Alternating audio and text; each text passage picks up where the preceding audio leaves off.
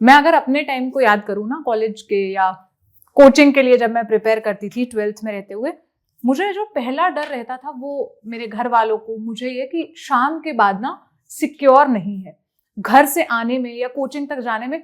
भाई की अगर कोचिंग शाम के 7 बजे है तो मम्मी पापा को वो टेंशन नहीं होती थी। मेरी कोचिंग का टाइम अगर वैसा है तब मम्मी पापा भी मना करेंगे कि ये कोचिंग रहने दो, यहाँ मत जाओ, या अगर वो इतना दूर है तो घर के पास ले लो।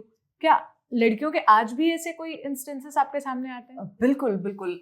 हम लोग शायद थोड़े इवॉल्व थॉट पे बात कर रहे हैं कि हम देखना चाहते हैं, मैं भी पर्सनली आप लोग की बात सुन के भी मुझे ये लग रहा है कि हम देखना चाहते हैं यार दो इंसान है, मतलब एज इंडिविजुअल्स ट्रीट किया जाना चाहिए। 2022 चल रहा है, बट अगेन सच ये है कि बहुत इवॉल्व थॉट है। जो प्रैक्टिकल रियलिटी है, जो ग्राउंड रियलिटी है, वो अभी भी बहुत पीछे कह सकते हैं हम, या उसमें अभी भी बहुत सारे अंतर हैं, और उसी चीज के लिए हम लोग यहाँ चर्चा कर रहे हैं। तो बात है कि आज भी क्या अंतर है। बिल्कुल अंतर है। कई बार शहर नहीं भेजा जाता पढ़ने के लिए, क्योंकि शहर जाने पे कई प्रकार के खतरे हो सकते हैं, या माँ बाप इनसिक्योर हैं, सेफ्टी का इशू हो सकता है, या फिर शाम की अगर हम बात करें, इवन दिल्ली में भी ये चीजें होती हैं कि अगर शाम वाले बैच में आपको लड़कियां कम मिलेंगी, अगर ऑफलाइन क्लास है तो शाम वाले बैच में लड़कियां कम होंगी। ये बिल्कुल अंडरस्टूड है, या ये नॉर्मल बात है कि आप दिन में पढ़ लीजिए। और ये बिल्कुल बिल्कुल सच है। बहुत सारे ऐसे चैलेंजेस हैं कि मतलब आपको बहुत सारी रिस्पॉन्सिबिलिटीज निभा करके तब पढ़ाई ऐसा हो गया कि वो लास्ट चीज है कि आप ठीक है, आप तैयारी कर रहे हो, आपकी इच्छा है, ठीक है कर लो, बाकी चीजें भी करनी है साथ में, घर का काम भी आपको आना चाहिए, बाकी आपको बच्चे भी संभालने आने चाहिए, आपको मेकअप भी ठीक से करना आना चाहिए, सो कॉल्ड। तो इस चीज में क्या है, बेसिकली हमने ध्यान आइडेंटिटी पे नहीं है, हमारा फोकस इस चीज पे नहीं है कि वो रिस्पेक्ट कैसे कमाए, वो फ्रीडम कैसे कमाए, वो इंडिपेंडेंट कैसे रहे।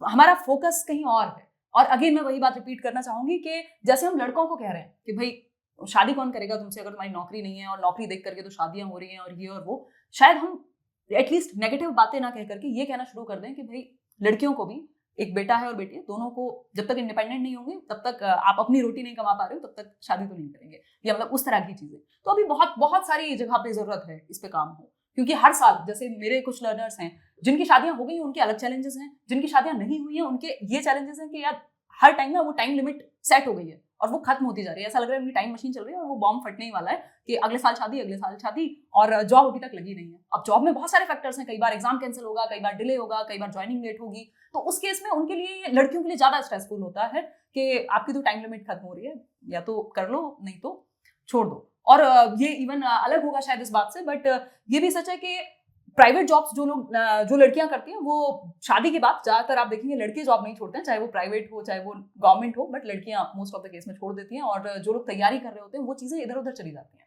मतलब आप डिस्टर्बेंस होता है बहुत सारा, ऐसे बहुत सारे किस्से। मैं ये भी जानना चाहूंगी कि क्या ऐसा आपको किसी लड़की का केस पता चलता है या आपके पास लड़कियां अप्रोच करती है कि पेरेंट्स का सपोर्ट नहीं है, फाइनेंशियल सपोर्ट नहीं है, फिर भी हम पढ़ना चाहती हैं, कुछ उस तरह से हेल्प कर दीजिए? क्योंकि मुझे अपने समय की अगर मैं लड़कियों को याद करूं तो मुझे बहुत सी ऐसी लड़कियां, मुझे अपनी बहुत सी ऐसी क्लासमेट्स याद आएंगी जिनकी अभी प्रीति शादी भी हो चुकी है, वो मेरे इंस्टाग्राम पे और बाकी अकाउंट्स में ऐड है, और मुझे खुशी है कि उनकी शादी हो चुकी है। लेकिन मैं यही सोचती हूँ कि इनको पढ़ने का ऑप्शन भी नहीं मिला, इनको कोचिंग जाने का भी, क्योंकि घर पे भाई और थे और बाकी चीजें। राइट। सवाल मेरा ये था कि क्या आपके पास अभी भी ऐसी लड़कियों की कहानियां, लड़कियों के केस आते हैं जहां पर ये पता चल रहा हो कि घर के लड़कों को तो सपोर्ट है, लड़कियों को नहीं है? राइट। तो ऐसी तो बहुत सारी कहानियां आती हैं। हालांकि समय बदल रहा है, मैं ये कह सकती हूँ कि पहले से बहुत ज्यादा पेरेंट्स आतुर भी हैं और इच्छुक भी हैं कि बच्चियां पढ़ें उनकी, या बच्चे पढ़ें। बट अगेन ऐसा होता है कई बार जब चूज करने की बारी आती है तो बहुत बार ऐसा देखते हैं हम कि अच्छे स्कूल में बेटे को पढ़ा रहे हैं, या फिर कोचिंग अगर बाहर भेज रहे हैं, मान लीजिए दिल्ली भेज रहे हैं किसी को उत्तर प्रदेश से, तो बेटा चला जाएगा, बेटी के लिए सोचा जाएगा कि ठीक है तुम देख लो, मतलब कैसे करना है खुद से पढ़ के देख लो, या जो भी हो सकता है। और इंटरनेट ने इस चीज को आसान किया है। मेरे केस में क्या होता है कि एक एलिजिबिलिटी टेस्ट होता है, तो टीचिंग एग्जाम्स की मैं ये बात कर रही हूँ, तो वो CTET या टेट एग्जाम जिसको हम कहते हैं, तो उसमें क्या हुआ कि फीमेल्स ने क्या किया, घर से बैठ के वो वीडियोस देख करके क्या किया, उनका एग्जाम क्लियर होने लग गया, वो एलिजिबिलिटी टेस्ट पार हो गया एक तरह से।